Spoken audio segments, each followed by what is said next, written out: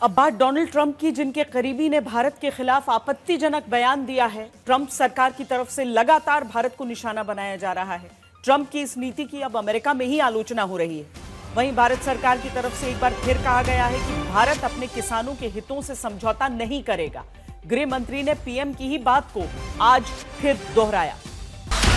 ये अमेरिका की वो भड़ास है जो टैरिफ पर ट्रंप के दबाव के आगे न झुकने का नतीजा है। अमेरिका का भारत को रूस की धुलाई मशीन बता रहा है कि आने वाले दिनों में अमेरिका से बात को बढ़ाया जाएगा। वो बात अलग है कि चीन की बजाय बार बार भारत जैसे दोस्त को निशाने पर लेने से डोनाल्ड ट्रंप की अमेरिका में ही खिंचाई शुरू हो गई है। वहीं भारत के पक्ष में रूस के साथ चीन भी आकर खड़ा हो गया है। सारी दुनिया, खासकर अमेरिका में भारत के हौसले की तारीफ हो रही है। दुनिया बता रही कि भारत सही सोच रहा है, वहीं ट्रंप की नीतियां फेल हो रही हैं। इसीलिए वो भारत पर यूक्रेन युद्ध का दोष डालकर आपत्तिजनक टिप्पणी कर रहा है, लेकिन उसका ये दांव उल्टा पड़ने लगा है। अमेरिका को लेकर दुनिया दो बातें जान गई है। पहली ये कि रूस से भारत से ज्यादा तेल चीन खरीदता है, और दूसरी बात, चीन पर अमेरिकी चुप्पी है, उसका हथियार डालना है। ये सरेंडर अमेरिका ही नहीं, दुनिया में चर्चा का विषय बन चुका है। लेकिन ट्रंप ने अपनी सनक में भारत अमेरिका की दोस्ती दांव पर लगा दी है। अमेरिका के तेवर से साफ है कि 27 अगस्त से वो भारत पर 50% टैरिफ लागू कर देगा, जो दोनों देशों के रिश्तों को बुरी तरह प्रभावित करेगा। सबसे ज्यादा ट्रंप और उनके सहयोगियों की भाषा इस पर असर डाल रही है।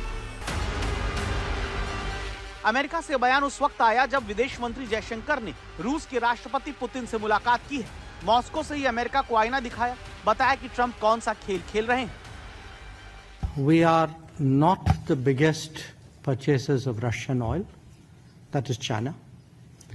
We are not the biggest purchasers of Russian LNG. I'm not sure, but I think that is the European Union. We are not the country which has the biggest trade surge with Russia after 2022. I think there are some countries to the south.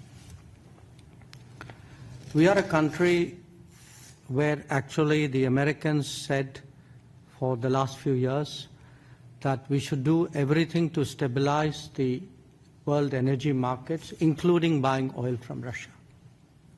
Incidentally, we also buy oil from America, and that amount has been increasing.